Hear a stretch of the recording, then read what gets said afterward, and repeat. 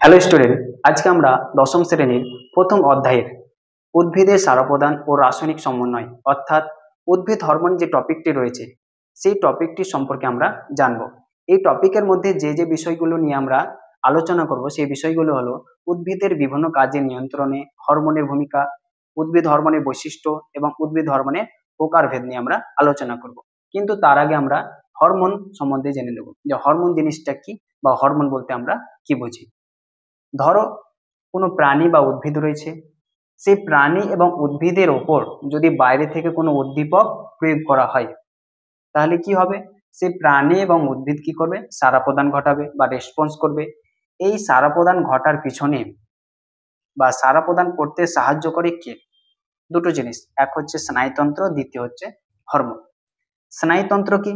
স্নায়ুতন্ত্র হচ্ছে জীবদেহের মধ্যে উপস্থিত এমন এক ধরনের কোষ যার নাম হচ্ছে স্নায়ু কোষ, যে কি করে কোনো বার্তাকে বা কোনো সংকেতকে জীবদেহের এক জায়গা থেকে অন্য জায়গায় বহন করে নিয়ে যায় এবং জীবদেহের বিভিন্ন অঙ্গের কার্যাবলীর মধ্যে স্নায়বিক সমন্বয় সাধন করে থাকে। এটাকে বলা হচ্ছে কি? স্নায়ুতন্ত্র। তাহলে কি বললাম? স্নায়ুতন্ত্র হচ্ছে এক ধরনের স্নায়ু কোষ। স্নায়ু কোষ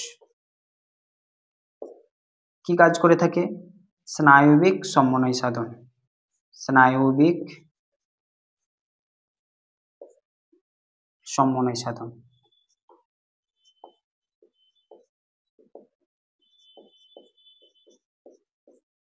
ঠিক একই রকম ভাবে জীবদেহের মধ্যে এক ধরনের তরল রাসায়নিক পদার্থ দেখতে পাওয়া যায় যাকে আমরা হরমোন বলে থাকি। এই হরমোন কি কাজ করে থাকে? এই হরমোন কোনো বার্তাকে জীবদেহের এক জায়গা থেকে অন্য জায়গায় বহন করে নিয়ে যায় এবং জীবদেহের বিভিন্ন অঙ্গের কার্যাবলীর মধ্যে রাসায়নিক সমন্বয় সাধন করে থাকে, তাকে আমরা হরমোন বলে থাকি। তাহলে কি কি পেলাম? হরমোন হচ্ছে তরল রাসায়নিক পদার্থ। তরল রাসায়নিক পদার্থ।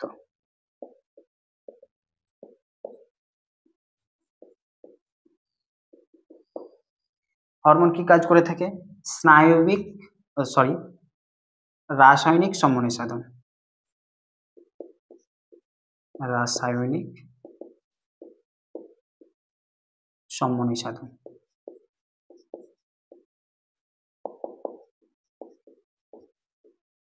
ক্লিয়ার? এতদূর পর্যন্ত বোঝা গেছে? তাহলে এখানে আমরা কি দেখতে পেলাম যে প্রাণী যে সমন্বয় সাধনগুলো করছে সেটা স্নায়ুতন্ত্রের সাহায্য করে থাকে এবং হরমোনের সাহায্য করে থাকে, কিন্তু উদ্ভিদ যে সমন্বয় সাধনগুলো করে থাকে সেটা শুধুমাত্র হরমোনের সাহায্যেই করে থাকে, কারণ উদ্ভিদের দেহে কিন্তু স্নায়ুতন্ত্র দেখতে পাওয়া যায় না। ক্লিয়ার?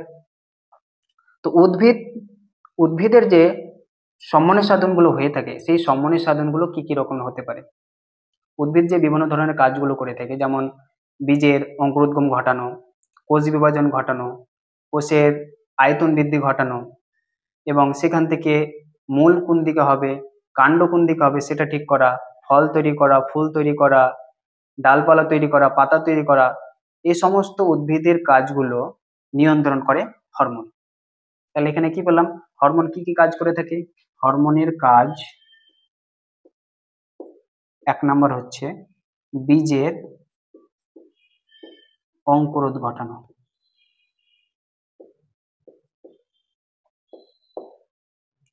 দ্বিতীয় হচ্ছে বৃদ্ধি। বৃদ্ধির মধ্যে কি কি বৃদ্ধি করে থাকে উদ্ভিদ? এক হচ্ছে পাতা, দ্বিতীয় হচ্ছে ফল, তৃতীয় হচ্ছে ফুল, কাণ্ড, মূল ইত্যাদি। আশা করি এতদূর পর্যন্ত ক্লিয়ার হয়েছে। এরপর আমরা উদ্ভিদ হরমোনের প্রকারভেদ নিয়ে আলোচনা করব, যে উদ্ভিদ হরমোন কত ধরনের হয়ে থাকে। তা আমরা পাশে একটা ছক দেখতে পাচ্ছি যেখানে উদ্ভিদ হরমোনকে চারটি ভাগে ভাগ করা হয়েছে। এক হচ্ছে প্রাকৃতিক হরমোন, দ্বিতীয় হচ্ছে কৃত্রিম হরমোন, তৃতীয় হচ্ছে প্রকল্পিত হরমোন এবং চতুর্থ হচ্ছে গ্যাসীয় হরমোন। এই চারটি হরমোন সম্বন্ধে আমরা জানবো। তো প্রথমে আছে প্রাকৃতিক হরমোন। প্রাকৃতিক হরমোন বলতে আমরা কি বুঝি? অর্থাৎ যে হরমোন প্রকৃতিতে উদ্ভিদ দেহের মধ্যে নিজে থেকেই সৃষ্টি হয় সেই সমস্ত হরমোনকে আমরা কি বলবো? প্রাকৃতিক হরমোন। অর্থাৎ সাধারণ অবস্থায় উদ্ভিদ দেহের মধ্যে প্রাপ্ত থাকে। তাহলে লিখে বলো, সাধারণ অবস্থায়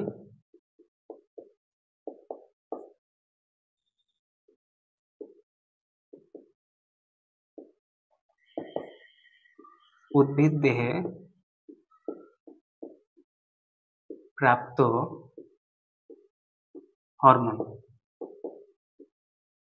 এই হরমোনকে বলা হয় প্রাকৃতিক হরমোন, অর্থাৎ যে হরমোন উদ্ভিদ দেহের মধ্যেই নিজে থেকে সৃষ্টি হয়। দ্বিতীয় হচ্ছে কৃত্রিম হরমোন। কৃত্রিম হরমোন বলতে আমরা কি বুঝি, অর্থাৎ যে সমস্ত উদ্ভিদ হরমোনগুলি রাসায়নিকভাবে কারখানায় তৈরি করা হয় সেই সমস্ত হরমোনকে আমরা বলবো কৃত্রিম হরমোন। তো লিখে ফেলো, কি বললাম, রাসায়নিকভাবে তৈরি হরমোন, রাসায়নিক ভাবে তৈরি হরমোনকে বলা হয় কৃত্রিম হরমোন। ক্লিয়ার? এরপর আছে প্রকল্পিত হরমোন। প্রকল্পিত হরমোন বলতে কি বোঝায়, অর্থাৎ যে সমস্ত হরমোনগুলি শনাক্ত করা সম্ভব হয়নি কিন্তু তার অস্তিত্ব নিয়ে বিজ্ঞানীদের মধ্যে বিভিন্ন মতামত রয়েছে, অর্থাৎ যে সমস্ত হরমোনগুলি উদ্ভিদের মধ্যে উপস্থিত আছে কিন্তু আমরা খুঁজে পাচ্ছি না, অর্থাৎ শনাক্তকরণ করতে পারছি না, তাকে আমরা বলবো প্রকল্পিত হরমোন। অর্থাৎ যে সমস্ত হরমোনের অস্তিত্বের কোনো সঠিক প্রমাণ নেই সেই সমস্ত হরমোনকে আমরা কি বলবো, প্রকল্পিত হরমোন। লিখে ভালো,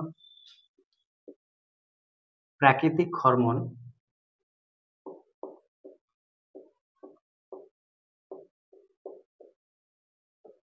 যার কোনো অস্তিত্বের সঠিক প্রমাণ নেই,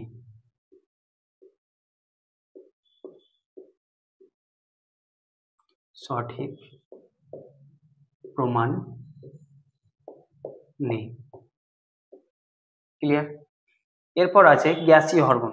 শব্দটা থেকে তোমরা নিশ্চয়ই বুঝতে পারছো যে গ্যাসীয় হরমোন হচ্ছে গ্যাসীয় প্রকৃতি, অর্থাৎ এটা কোনো তরল পদার্থ নয় কিন্তু রাসায়নিক পদার্থ যেটা গ্যাসে পরিবর্তিত হয়েছে।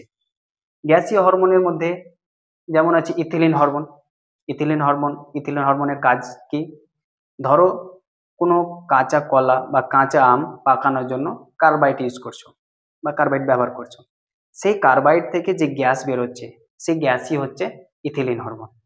বা কোনো কাঁচা ফল আছে, সেই কাঁচা ফলকে পাকানোর জন্য কি করা হয়, চালের ড্রামের মধ্যে রেখে দেওয়া হয় বা চালের বস্তার মধ্যে রেখে দেওয়া হয়, কারণ সেখান থেকে যে গ্যাসটা বেরোয় ফল পাকানোর জন্য সেই গ্যাসটাই হচ্ছে ইথিলিন হরমোন। তাহলে এখানে ইথিলিন হরমোনে আমরা কাজ কি পেলাম, ইথিলিন হরমোন হচ্ছে ফল পাকাতে সাহায্য করা, অর্থাৎ ফলের পরিপক্ক করতে সাহায্য করে। ইথিলিন হরমোনের কাজ লিখে ফেলো, ফলের পরিপক্ক করতে সাহায্য করে, পরিপক্ক। ক্লিয়ার? এরপর আমরা আসবো প্রকল্পিত হরমোনের কাজগুলি। তো প্রথমে দেখতে পাচ্ছ ফ্লোরিজেন হরমোন। এই ফ্লোরিজেন হরমোনের কাজ কি, ফ্লোরিজেন হরমোনের কাজ হচ্ছে ফুল ফোটাতে সাহায্য করা, অর্থাৎ ফুলের পরিস্ফুটন ঘটাতে সাহায্য করে। লিখে ফেলো, ফ্লোরিজেন হরমোনের কাজ হচ্ছে ফুল ফোটানো। ক্লিয়ার?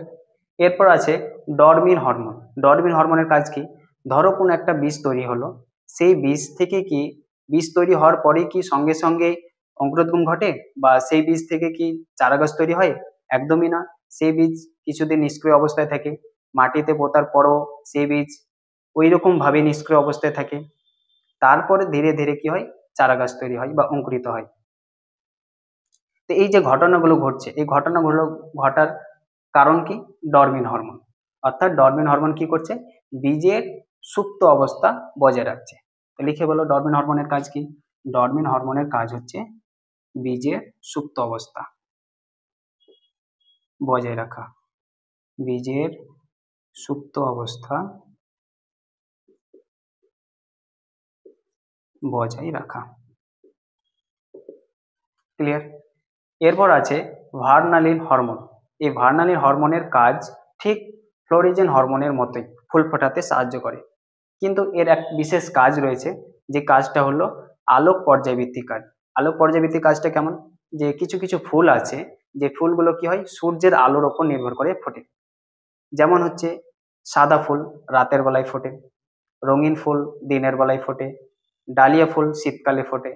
এর কারণ হলো ভার্নালিন হরমোন। অর্থাৎ ভার্নালিন হরমোন কি করছে, ভার্নালাইজেশন ঘটাচ্ছে, অর্থাৎ বাসন্তীকরণ ঘটাচ্ছে। এই বাসন্তীকরণ ঘটানোর পিছনে দায়ী হচ্ছে ভার্নালিন হরমোন। তো লিখে ফেলো, ভার্নালিন হরমোনের কাজ হচ্ছে বাসন্তীকরণ ঘটানো। বাসন্তীকরণ ঘটানো।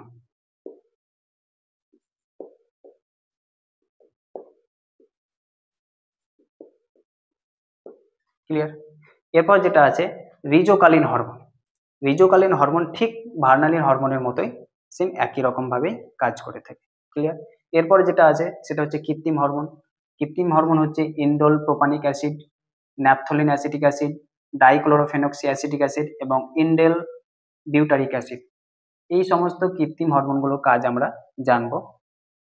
এই কৃত্রিম হরমোনকে ছোট করেও লেখা হয়, যেমন হচ্ছে ইন্ডোল প্রোপানিক অ্যাসিডকে IPA লেখা হয়, ন্যাপথলিন অ্যাসিটিক অ্যাসিডকে NaA লেখা হয়, ডাইক্লোরোফেনক্সি অ্যাসিটিক অ্যাসিডকে 2,4-D লেখা হয়, ইন্ডোল বিউটারিক অ্যাসিটিক অ্যাসিডকে IBA লেখা হয়। এরপর আমরা প্রাকৃতিক হরমোনগুলো জানবো, যে প্রাকৃতিক হরমোন কি কি আছে, auxin hormone, gibberellin hormone, cytokinin hormone এবং অ্যাবসাইসিক অ্যাসিড হরমোন। এই হরমোনের মধ্যে অক্সিন হরমোন, জিবরেলিন হরমোন এবং সাইটোকাইনিন হরমোন, মেনলি এই তিনটি হরমোন নিয়ে নেক্সট পার্টে ডিটেলস আলোচনা হবে। আশা করি এতদূর পর্যন্ত বোঝা গেছে। ধন্যবাদ।